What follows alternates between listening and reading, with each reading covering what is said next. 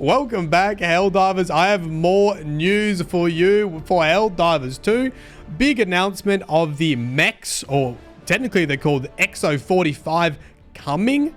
There is now a poster up on the Twitter. I'm going to show you that. We have some interesting theories about how we will get them. There's maybe a bit of an Easter egg in the poster itself.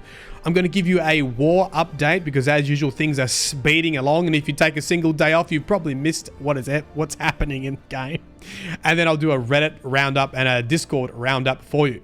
Now, I do want to jump into the war straight away because things are changing so quickly. If I don't grab footage of this, it might be gone.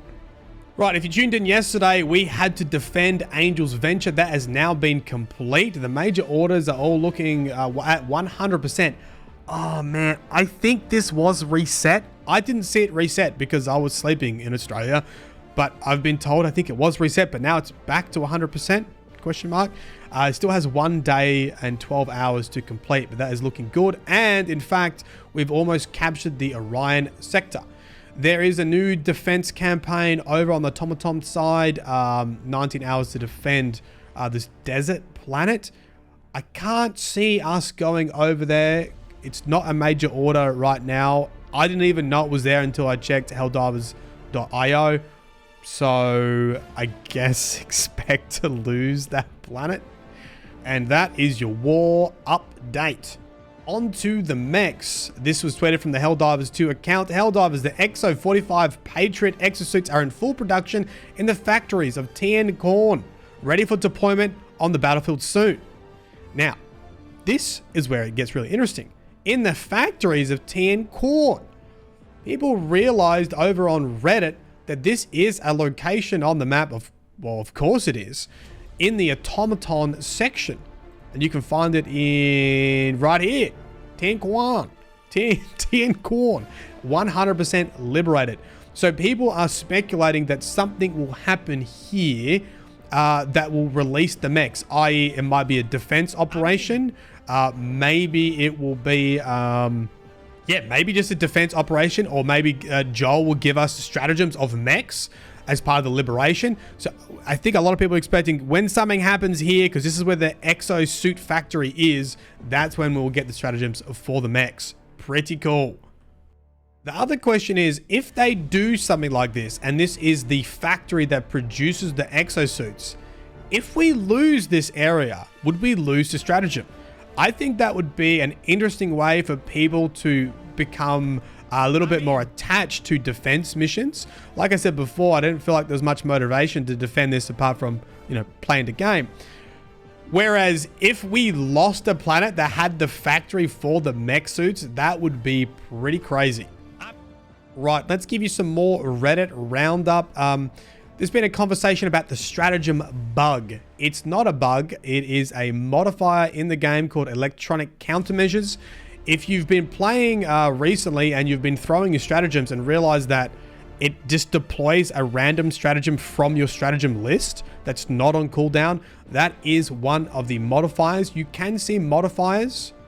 If you press C, when you're on an operation, you'll see operation modifiers. This one has atmospheric interference and orbital fluctuations. You'll see the modifiers for that. It can be a bit confusing because a lot of people don't check modifiers before they start playing, but that's why your stratagems are all mixed up. It is actually a super pain to have the one that scrambles your stratagems. Right, there's also quite a big conversation on Reddit about I wish harder missions counted more towards liberation than easier ones. There's a couple of very heavily upvoted posts here. This one had almost 1,000 upvotes. It's hilarious that trivial difficulty missions are the most effective way to liberate a planet. Let me show you what they're talking about. To get liberation points, you have to complete an operation. And these are missions, mission 1, mission 2, mission 3. This is the Helldiver difficulty. To get liberation points, you have to complete all 3 missions, which takes a bunch of time. Now, the thing is, you don't actually get more liberation points than doing it on an easy difficulty. And if you go to trivial or easy, there is only 1 mission per operation. See, in this territory, there's only 1 mission. And you can just basically slam at trivials and you get the same amount of liberation points as if you're doing Helldive. Now, in the Reddit post, somebody said in Helldivers 1, it did not work like that. Higher difficulties actually gave you more liberation points, and they're probably expecting it should do that. I haven't seen any confirmation that it will, but I think that would help a lot. I also think what would help is if individual missions gave you contributions to the Galactic War, not just operations. I think that would be a big help in this overall Galactic War.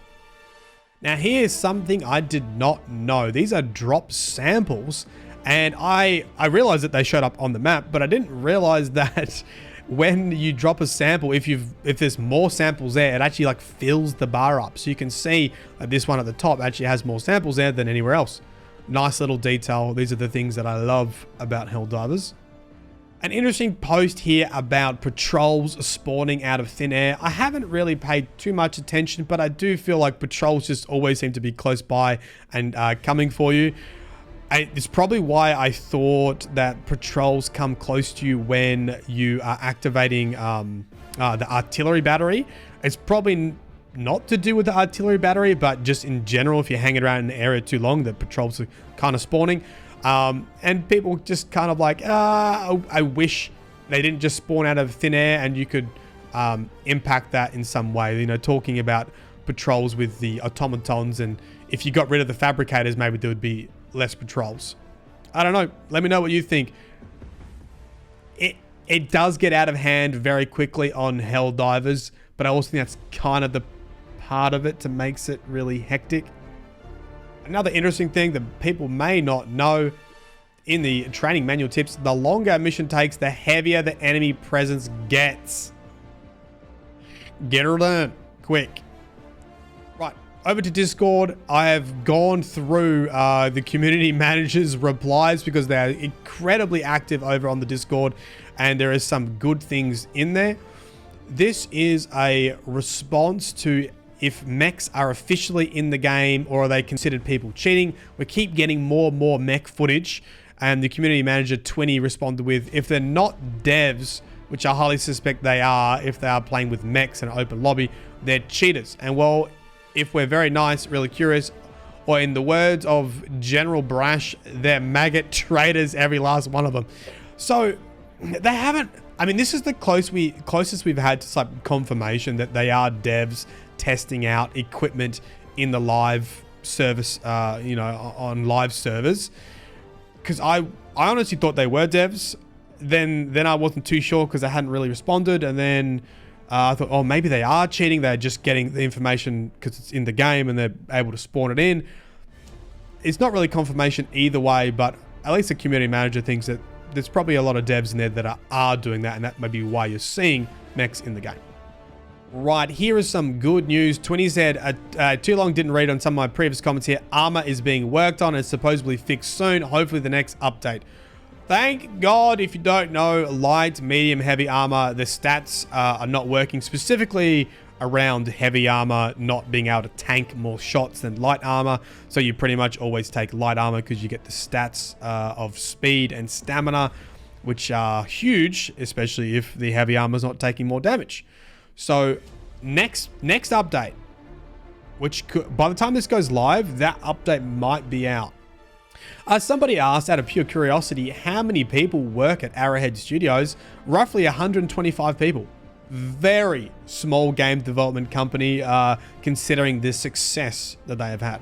On the topic of mechs again, someone did ask, oh, are mechs officially launched? Do you have to be level 50 to play with mechs? Once again, reiterating, no, they're not officially out. They're not released. And people who have mechs are not affiliated with any special accounts or level. I'm assuming that doesn't include like a special account being a dev, I guess. Now, many of you have come over on Twitch, always ask about Twitch drops. I did not have Twitch drops. There were very few people that did have Twitch drops. And someone said, oh, it's a bit of fear of missing out here. Like, what's the plan? And 20 responded with, there's several ways of supplying content, but I agree that we need to do it carefully, as stuff like that can easily affect both meta things in the game as well as sentiment. We're not going to go pay to win or full-on PvP anyway.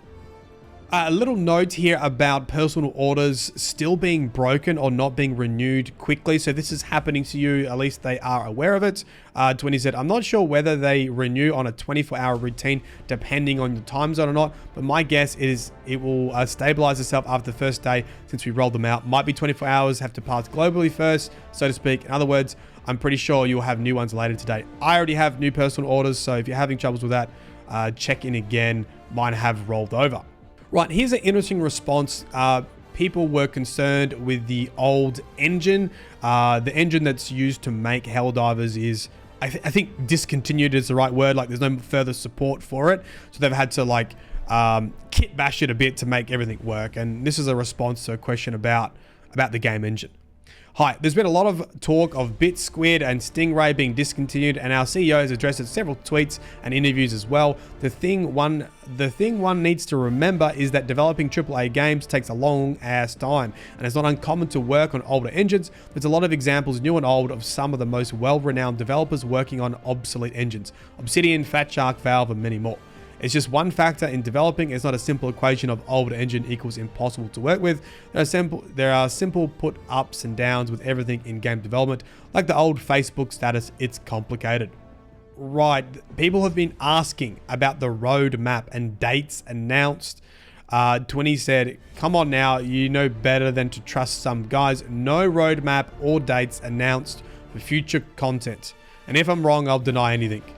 Reiterating in another post, no roadmap or dates announced. You're trying to trick me, soldier. I'm not falling for it, at least not without proper reimbursements.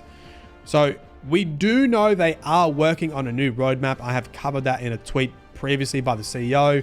The CEO mentioned, yeah, we're getting, with the success of the game, we've actually like redone the roadmap. We're working on a new roadmap. They've had meetings about the new roadmap, but we don't know anything else yet.